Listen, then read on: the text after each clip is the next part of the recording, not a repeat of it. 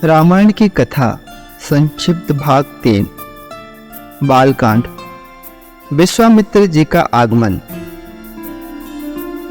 अयोध्यापति महाराज दशरथ के दरबार में यथोचित आसन पर गुरु वशिष्ठ, मंत्रीगण और दरबारीगण बैठे थे।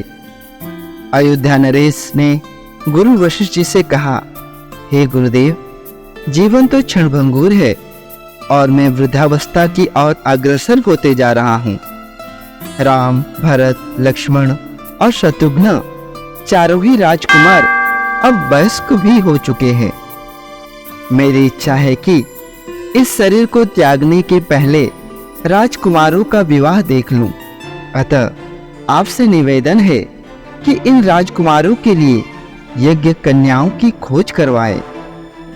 महाराज दशरथ की बात पूरी होते ही द्वारपाल ने ऋषि विश्वामित्र के आगमन की सूचना दी। स्वयं राजा दशरथ ने द्वार तक जाकर विश्वामित्र की अभ्यर्थना की और आदर पूर्वक उन्हें दरबार के अंदर ले आए तथा गुरु वशिष्ठ जी के पास ही आसन देकर उनका यथोचित सत्कार किया। कुशल क्षेम पूछने के पश्चात राजा दशरथ ने विनम्र वाणी में ऋषि विश्वामित्र से कहा, हे मुनिश्रेष्ठ, आपके दर्शन से मैं कृतार्थ हुआ हूँ तथा आपके चरणों की पवित्र धूलि से ये राज दरबार और संपूर्ण अयोध्यापुरी धन्य हो गई। अब कृपा करके आप अपने आने का प्रयोजन बताइए। किसी भी प्रकार की आपकी सेवा करके मैं स्वयं को अत्यंत भाग्यशाली समझूंगा। राजा के विनय पूर्वक वचनों को सुनकर मुनि विश्वामित्र बोले, हे राजन, आपने अपने कुल की मर्यादा के अनुरूप ही वचन कहे हैं। इक्ष्वाकु वंश के राजाओं की श्रद्धा भक्ति गो, ब्राह्मण और ऋषि मुनियों के प्रति सदैव ही रही है। मैं आपके पास एक विशेष प्रयोजन से आया हूँ। समझिए कि कुछ मांगने के लिए आया हूँ। यदि आप मुझे वांछित वस्तु देने का वचन दे तो मैं अपनी मांग आपके सामने प्रस्तुत करूं। आपके वचन ना देने की दशा में मैं बिना कुछ मांगे ही वापस लौट जाऊंगा। महाराज दशरथ ने कहा, हे ब्रह्म ऋषि, आप निसंकोच अपनी मांग रखें। संपूर्ण विश्व जानता है कि रघुकुल के राजाओं का वचन ही उनकी प्रतिज्ञा होती है। आप मांगे तो मैं अपना शीश काट कर भी आपके चरणों में रख सकता हूँ। उनके इन वचनों से आश्वस्त होकर ऋषि विश्वामित्र बोले, राजन, मैं अपने आश्रम में एक यज्ञ कर रहा हूँ। इस यज्ञ के पूर्णाहुति के समय मारीच और सुबाहु नाम के 2 राक्षस आकर रक्त, मांस आदि अपवित्र वस्तुएं यज्ञ वेदी में फेंक देते हैं।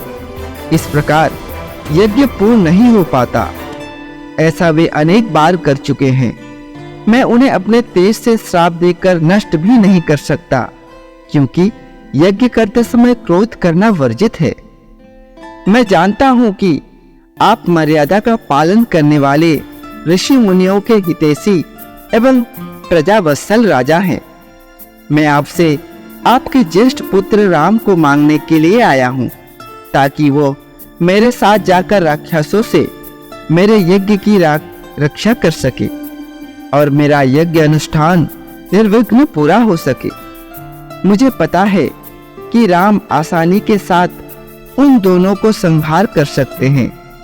अतः केवल 10 दिनों के लिए राम को मुझे दे दीजिए। कार्य पूर्ण होते ही मैं उन्हें सकुशल आपके पास वापस पहुंचा दूंगा।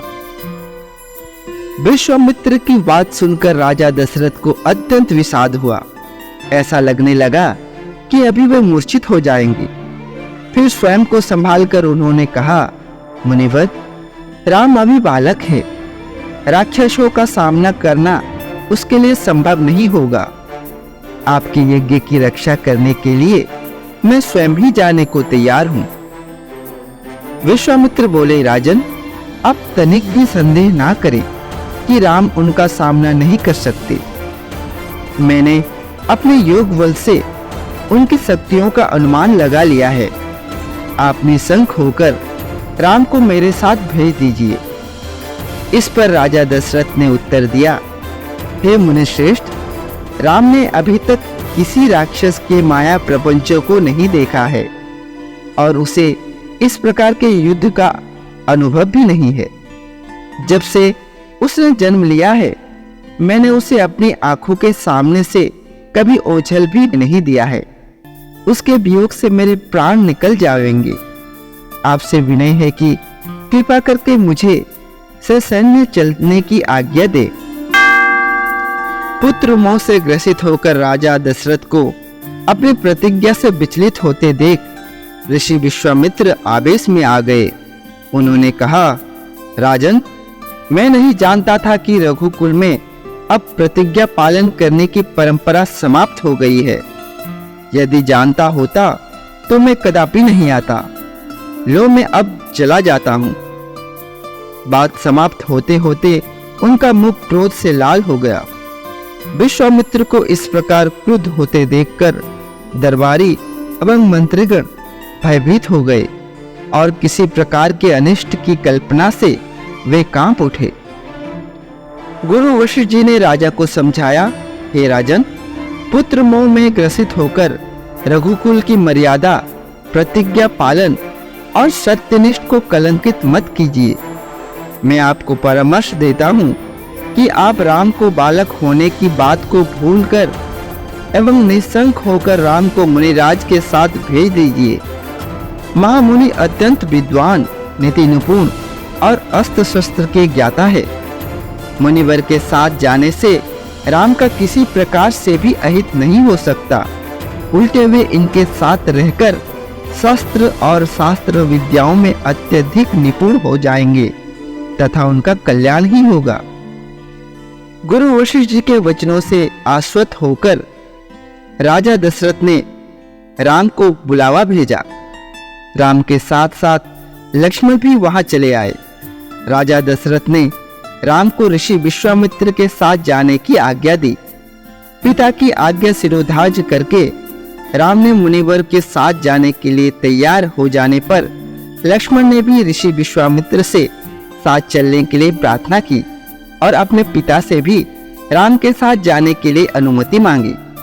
अनुमति मिल जाने पर राम और लक्ष्मण सभी गुरुजनों से आशीर्वाद लेकर ऋषि विश्वामित्र के साथ चल पड़े। समस्त अयोध्या वासियों ने देख कि मंद धीर गति से जाते हुए मुनिश्रेष्ठ विश्वामित्र के पीछे पीछे कंधों पर धनुष और तरकस में बाणों रखे दोनों भाई राम और लक्ष्मण ऐसे लग रहे थे मानो ब्रह्मा जी के पीछे दोनों अश्विनी कुमार चल रहे हों। अद्भुत कांति से युक्त दोनों भाई गोह की त्वचा से बने दस्ताने पहने हुए थे। हाथों में धनुष और कटी में तीक्ष्ण धार वाली कृपाणी शोभायमान हो रही थी। ऐसा प्रतीत होता था मानो स्वयं शौर्य ही शरीर धारण करके चले जा रहे हों। लता बिटपों के मध्य से होती हुई 6 कोस लंबा मार्ग पार करके पवित्र सरयू नदी के तट पर पहुंचे। मुनि विश्वामित्र ने स्नेह युक्त मधुर वाणी से कहा, हे बस, अब तुम लोग सरयू के पवित्र जल से आचमन स्नान आदि करके अपनी थकान दूर कर लो, फिर मैं तुम्हें प्रशिक्षण दूंगा। सर्वप्रथम मैं तुम्हें बला और अति बला नामक विद्याएं सिखाऊंगा। इन विद्याओं के विषय में राम के द्वारा जिज्ञासा प्रकट करने पर ऋषि विश्वामित्र ने बताया, ये दोनों ही विद्याएं असाधारण है।